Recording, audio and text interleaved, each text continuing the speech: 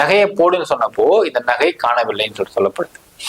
என்னன்னா அந்த நகை ஒரு 10 பவுன் இருக்குன்றாங்க. வளையல், செயின், தாலி செயின் எல்லாம் போட்டிருக்கிறாங்க, தோல்லாம் போட்டுருக்காங்க. அதெல்லாம் கழட்டி ஒரு சின்ன துணிப்பையில சுத்தி கீழே வச்சிருந்திருக்காங்க சொல்லப்படுது.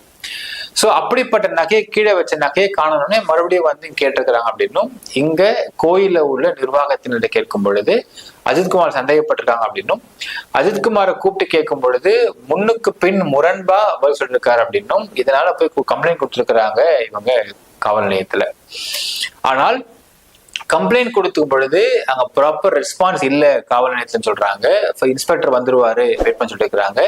இன்ஸ்பெக்டர் வந்து அதுக்கப்புறம் தான் கம்ப்ளைண்ட் வந்து பதிவு பண்ணப்பட்டதா சொல்றாங்க. பட் இந்த கம்ப்ளைண்ட்டுக்கு எஃப்ஐஆர் பதிவு பண்ணப்படல, சிஎஸ்ஆர் மட்டும் போட்டு வந்திருக்காங்க.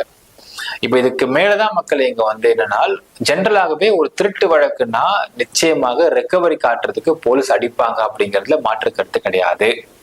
ஏனால் ரெக்கவரி கேட்டு நீ ஏன் திருடியா உண்மை சொல்றான்னு கேட்டு அடிக்கிறது வழக்கமான விஷயமாக இன்றைக்கு காவல்துறை இருந்துதான் இருக்கு.